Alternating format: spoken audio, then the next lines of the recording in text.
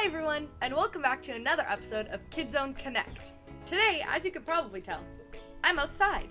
I love to be outside, especially on beautiful days like today. It's so nice outside. Some things I love to do outside is to go look around and see what I can find. The other day, our family actually found a group of baby bunnies.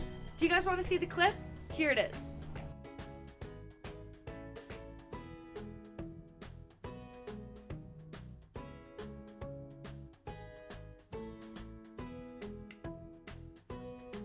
I love to just walk around and see what I can find.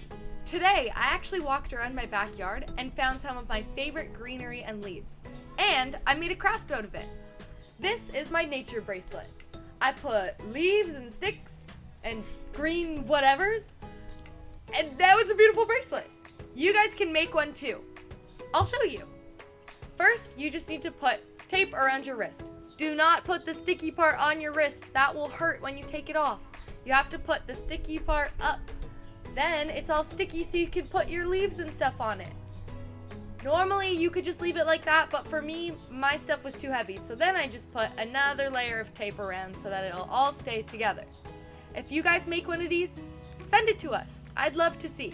We've been learning about a lot of ordinary people in the Bible who do extraordinary things. We learned about Mary Magdalene and how she was the first person to see Jesus alive. We learned about Thomas and how he was struggling to believe that Jesus really rose from the dead. And today, we're going to learn about two men who were very saddened by the thought that Jesus had died. Let's watch a clip talking more about that. Two of Jesus' disciples, they're leaving Jerusalem for a town called Emmaus, and they're heartbroken over Jesus' death. And then suddenly, Jesus is there, just walking alongside them, but they don't recognize him. He asks why they're so sad, and they go on to talk about all of their hopes, that Jesus would have been the one to redeem Israel. But now he's dead, it was all for nothing. But then later, as Jesus has a meal with these two, he breaks bread for them, just as he did at the Passover meal, and it's in that moment that they recognize him. Then he disappears. Luke is telling this story to make a powerful point about following Jesus. When Jesus' disciples impose their agenda and their view of reality on Jesus, he remains invisible and unknown to them. It's only when we submit ourselves to the upside-down kingdom of Jesus, that epitomized in his broken body on the cross, offered in self-giving love, it's only then that we see and know the real Jesus. That was an awesome video. My family and I love to play mystery board games. Here I have 221B Baker Street and Scotland Yard. We love to play these games because we like to figure out clues. Sometimes you can't understand a clue, but you work through it and by the end, you understand. Even if I didn't quite get it by the end, they always explain it, so I do get it at some point. That really reminds me of the story today, because it took clues being put together for the two disciples to realize who Jesus was.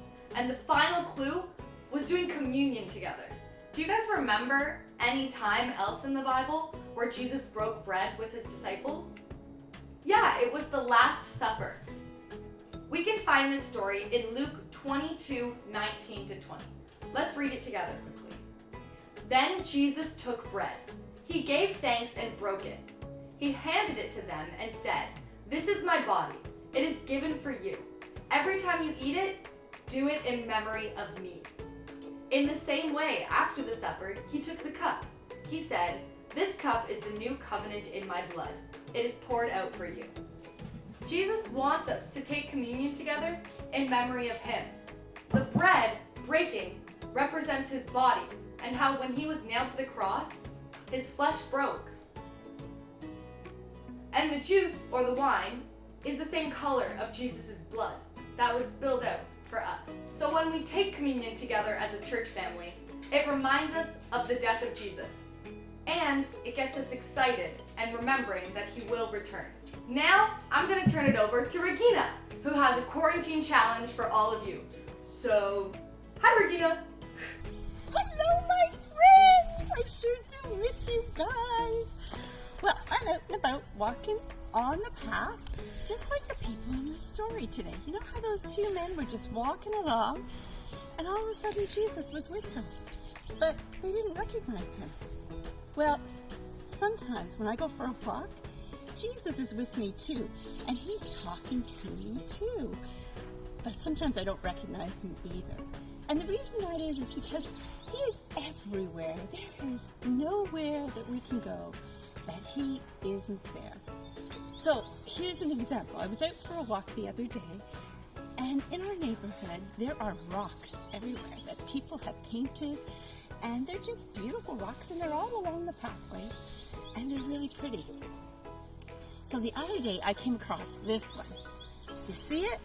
It says, do not worry. Look, it's in the shape of a donut. It's so awesome. Well, as soon as I saw this rock, it was like Jesus was telling me, Regina, don't worry about anything. Talk to me about everything.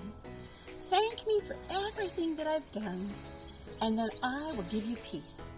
And it was just like, oh, thank you, God. So here's the challenge this week, kids. Go out for a walk, be really quiet, and see if God has something to say to you. Also, go find some rocks. Go decorate them, paint them, and then put them in your community so that others can be blessed by them. All right, I'll see you soon. I miss you. Love you all, each and every one. Bye for now. That was awesome. I hope all of you accept your quarantine challenge. Now that's it from us this week, but I hope you guys enjoyed. Have an awesome, awesome week, and I can't wait to see you guys next time. I love you all. Bye, everyone.